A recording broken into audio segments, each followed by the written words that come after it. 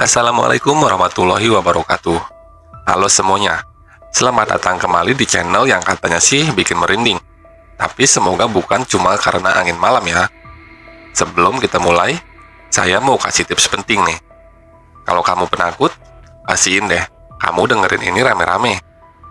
Tapi kalau kamu berani ya udah, dengerin sendiri juga nggak apa-apa, asal jangan mendadak nyalain semua lampu rumah. Terus nyalain saya karena nggak bisa tidur. Malam ini kita akan bahas cerita horor yang katanya nyata. Tapi tenang aja, setan di cerita ini cuma nongol di layar. Kalau tiba-tiba ada yang nongol di belakang kamu, itu urusan lain. Ambil posisi nyaman, jangan lupa cemilan. Asal jangan makan mie pas dengar suara seretan kursi ya. Dan siapin mental, karena horornya udah di depan pintu. Selamat malam untuk teman-teman semua yang sedang mendengarkan cerita ini di rumah atau dimanapun itu. Malam ini saya ingin berbagi sebuah kisah nyata, kisah yang saya alami sendiri tentang bapak saya. Kisah ini mungkin akan terdengar seperti cerita horor, tapi semua yang saya ceritakan ini benar-benar terjadi. Jadi kalau boleh, tolong dengarkan baik-baik. Nama saya adalah Rian. Saya anak tunggal dari seorang bapak yang pekerja keras. Sejak kecil saya tumbuh di keluarga sederhana. Kami tinggal di sebuah rumah kecil di pinggiran kota, nggak terlalu jauh dari pasar. Hidup kami nggak berlebihan, tapi bapak selalu berusaha supaya saya bisa sekolah dan ibu bisa tenang di rumah.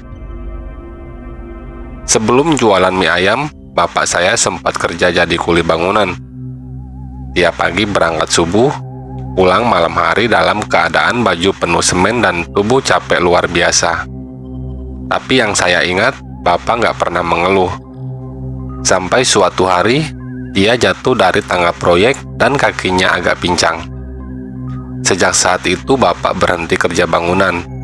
Selama beberapa bulan, penghasilan kami nyaris nggak ada. Tabungan pun habis buat berobat. Di masa-masa itu, saya sering lihat bapak duduk diam di teras. Matanya kosong, pikirannya entah kemana. Ibu juga mulai terlihat cemas. Sampai akhirnya bapak bilang, "Bu, gimana kalau aku coba jualan mie ayam aja?" Awalnya saya dan ibu sempat ragu. Soalnya bapak nggak pernah jualan makanan sebelumnya. Tapi bapak bilang dia dulu sempat belajar mie ayam waktu bantu-bantu temennya di Jakarta. Waktu itu masih bujangan, dan katanya dia lumayan hafal racikan kuah kaldunya. Ibu pun akhirnya mengangguk. Kami pun mulai menabung lagi, sedikit-sedikit. Gak langsung beli gerobak. Awalnya bapak cuma pinjem kompor dan panci dari tetangga. Gerobaknya pun bukan beli baru, tapi bekas bapak temukan di gudang besi tua dan diperbaiki sendiri malam-malam dengan penuh semangat. Saya masih ingat betul malam pertama gerobak itu dibawa ke rumah. Warnanya kusam, catnya mengelupas, dan roda kanannya agak goyang. Tapi bapak senyum lebar seperti baru saja beli mobil baru. "Besok kita mulai ya, Yan," bantuin bapak dorong sampai depan pasar. Pagi harinya mie ayam pertama bapak mulai dijual. Lokasinya di pinggir jalan kecil di dekat pasar, di bawah pohon waru yang rindang. Awalnya cuma ada 2-3 pembeli, tapi semua bilang rasa mie ayam bapak enak. Kaldu ayamnya gurih, sambalnya pas pedasnya, dan porsinya ngenyangin banget. Hari demi hari, pembeli makin banyak. Ada tukang becak, ibu-ibu belanja, bahkan sopir angkot pun ikut langganan. Waktu itu kami benar-benar bersyukur. Hidup kami mulai terasa lega.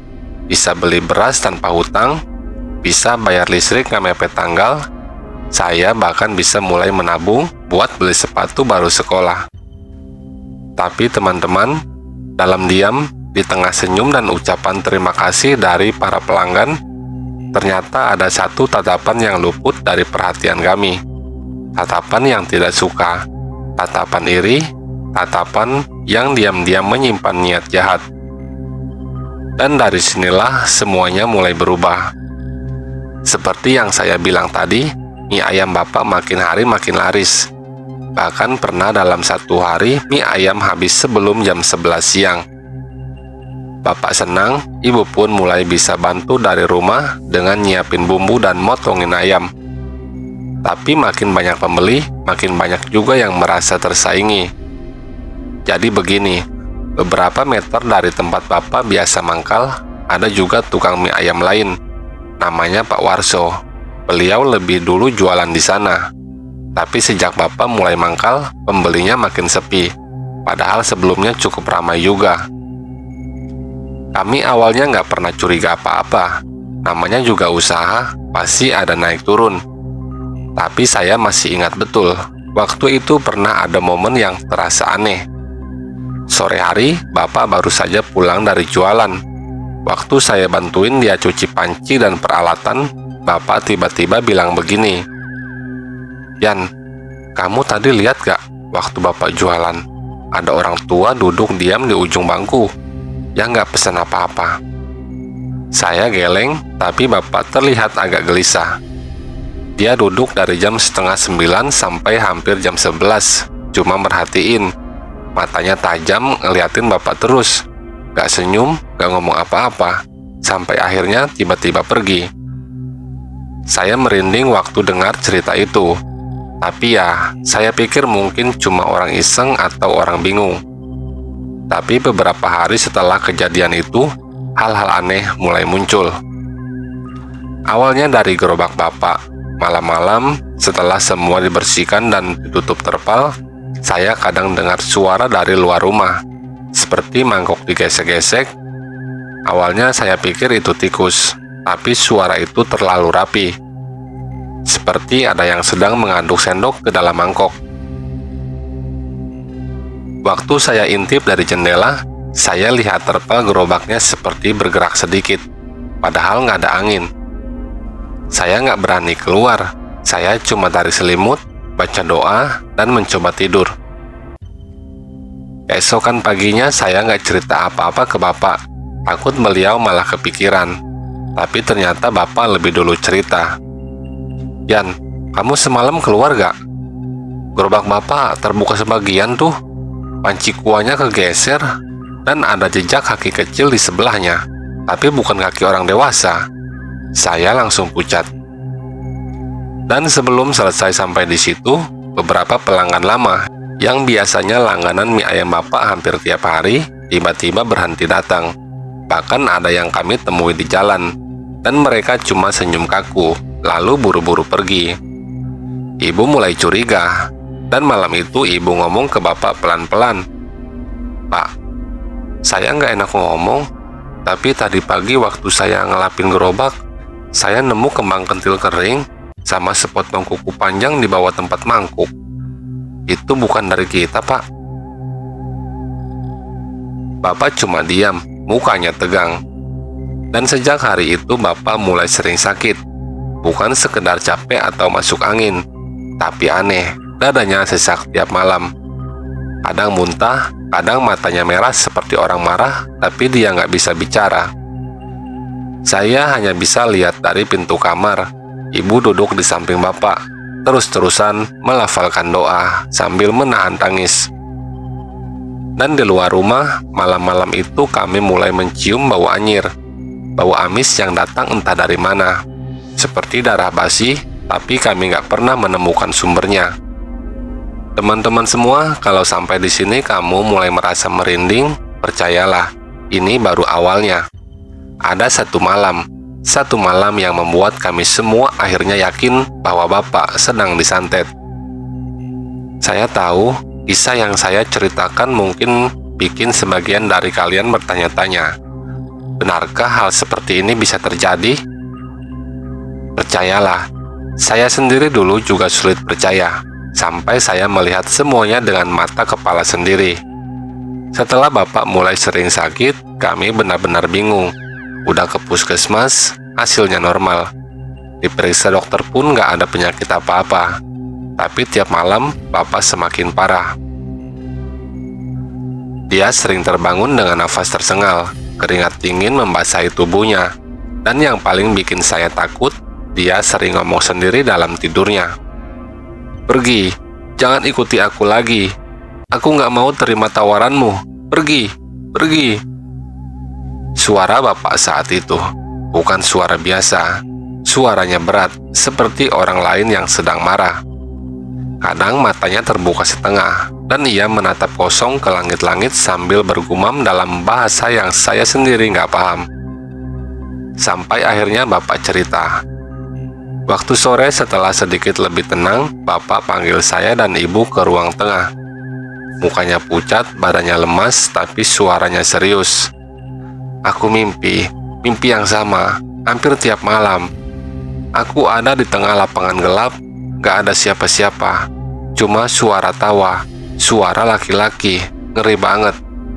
Lalu ada bayangan hitam tinggi, matanya merah menyala.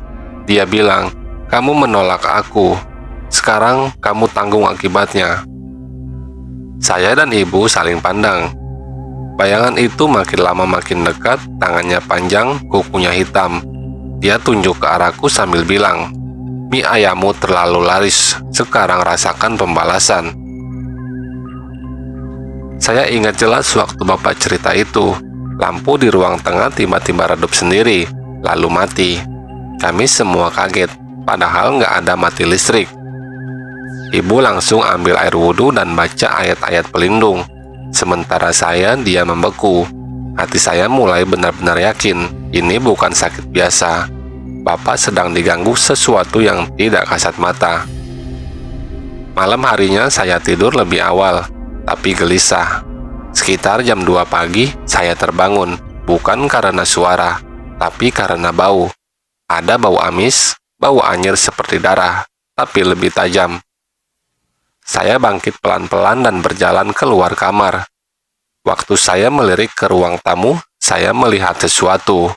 Bayangan hitam berdiri di samping meja makan. Tingginya hampir menyentuh langit-langit. Tubuhnya gelap seperti asap tebal, dan saya bisa melihat matanya, merah menyala.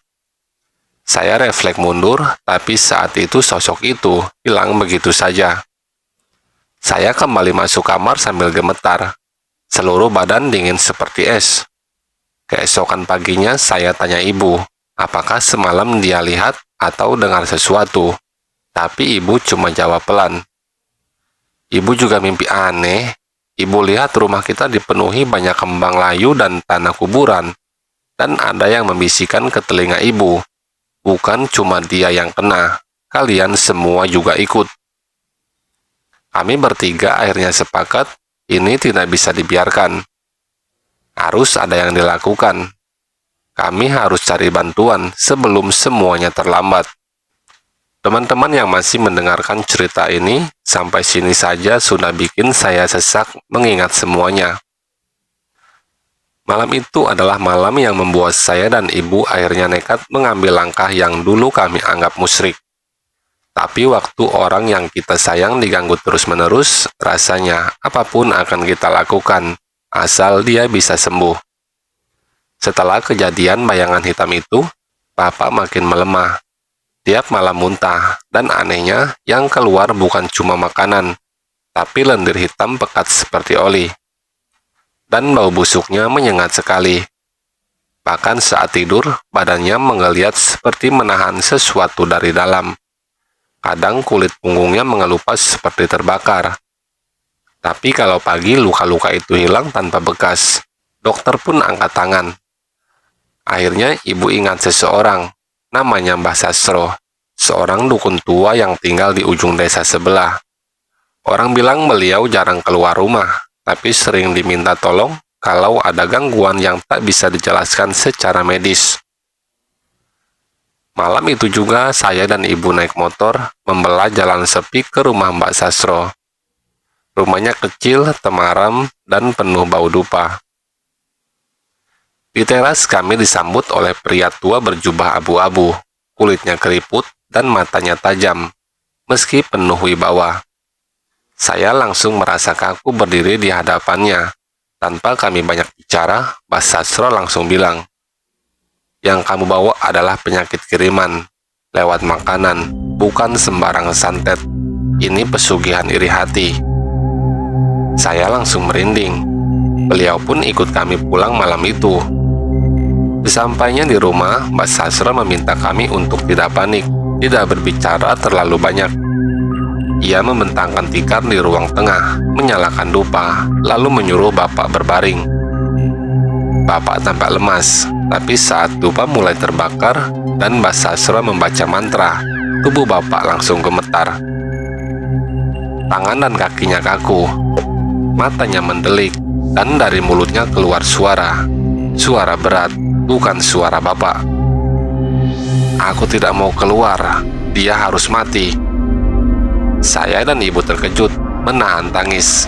Tapi Mbak Sasro tetap tenang. Ia terus melafalkan doa-doa dengan bahasa Jawa kuno yang tidak bisa saya mengerti. Lalu ia mengambil segelas air putih dan selembar daun kelor, lalu menepukannya ke dada Bapak.